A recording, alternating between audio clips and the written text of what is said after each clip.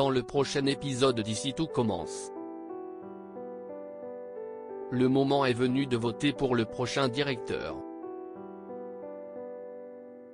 Anaïs trouve du réconfort auprès de Théo. L'ego de David prend un coup en cuisine. Attention, les paragraphes qui suivent contiennent des spoilers sur l'épisode d'Ici tout commence diffusé lundi soir sur TF1. Si vous ne voulez rien savoir, ne lisez pas ce qui suit.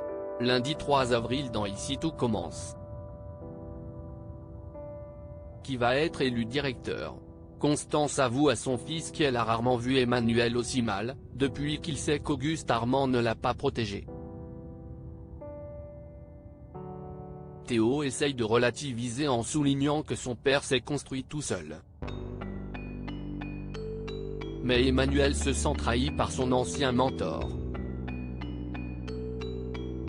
S'il récupère le poste de direction, il compte virer Clotilde rapidement pour ce qu'elle a fait. Arrivé à l'Institut, Tessier s'assure que les sœurs Armand vont toujours voter pour lui. Celle-ci le lui confirme. Dès qu'elle se retrouve seule, Clotilde confie à Rose qu'elle craint les représailles d'Emmanuel lorsqu'il sera élu. De son côté, Emmanuel passe voir sa fille au studio.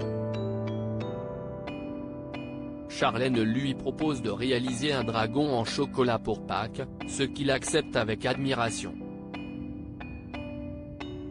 Louis débarque et en profite pour narguer son beau-père à propos du poste de directeur auquel il prétend également. Mais il remarque que Tessier est bien trop sûr de lui et lui demande pourquoi. Mis au courant du deal passé entre Tessier et ses demi-sœurs, Louis retrouve Clotilde dans le parc de l'Institut. Il craint d'être également viré si Tessier redevient directeur.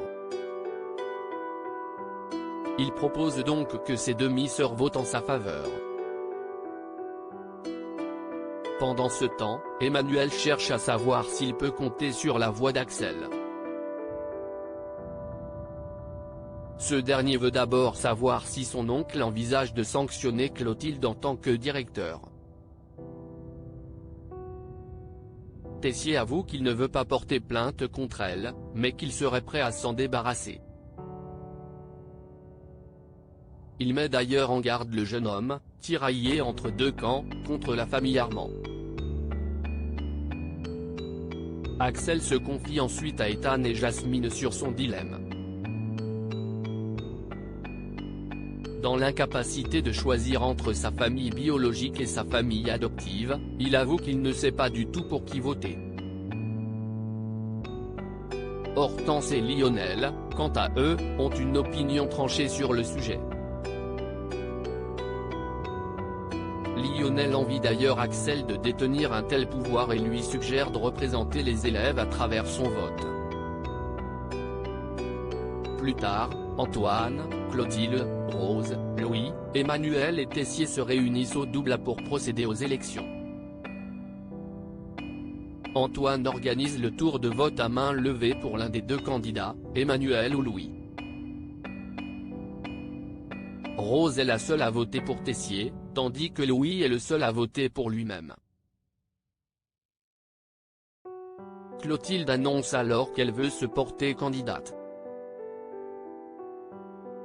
Antoine en prend compte et s'apprête à lancer un second tour de vote.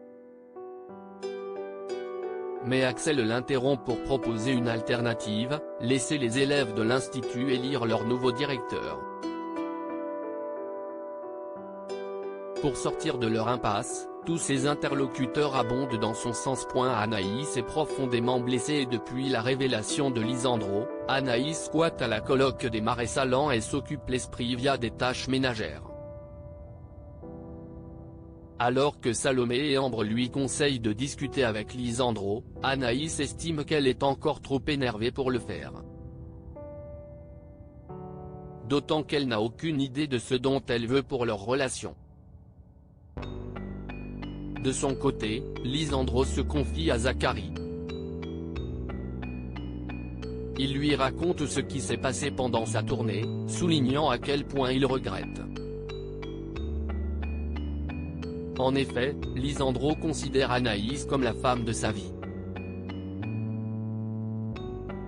En la voyant passer dans le parc, il va l'aborder pour lui faire comprendre à quel point son aventure était insignifiante. Mais, trop blessée, Anaïs coupe court à leur conversation. Plus tard, Théo croise Anaïs à l'Economa. La jeune fille doit préparer un menu de Pâques pour le master, mais elle semble éparpillée. Remarquant son air triste, il l'incite à se confier. Anaïs lui confie alors que Lisandro l'a trompée. Depuis, elle n'arrête pas d'y penser, dans un mélange de colère et de tristesse. Théo lui apporte soutien et réconfort. Anaïs se réfugie dans ses bras pour pleurer, jusqu'à ce que Jude les interrompt. Dans les cuisines du Doubla, Théo bosse avec Jude et en profite pour se confier à son tour. Tout d'abord, il est terriblement peiné de voir Anaïs aussi triste. Ensuite, il reconnaît qu'il ne peut s'empêcher d'espérer un rapprochement avec elle. L'ego de David prend un coup pendant son cours, la chef Guino décide de noter les premières années sur leur façon de désosser une caille en 10 minutes. Étant donné qu'ils ont déjà vu cette technique avec elle, les élèves sont censés la maîtriser. De son côté, David se plaint du manque de créativité des cours et préfère continuer à travailler au feeling, contrairement à Ethan et Solal, qui sont plus disciplinés. Au bout des 10 minutes, la chef Guino inspecte les découpes des élèves pour leur attribuer une note. Celle d'Ethan est impeccable. Il récolte un 20/20e. Celle de Solal manque de minutie. Il récolte un 13/20e. Quant à celle de David, c'est un véritable carnage. La chef estime qu'une telle découpe irait directement à la poubelle en plein service au Doubla. David récolte donc un 5/20e. Il est le seul élève du groupe à ne pas maîtriser cet exercice et subit une véritable humiliation de la part de sa professeure. David la trouve très sévère avec lui, tandis que ses amis sont plus objectifs et reconnaissent que les torts sont partagés.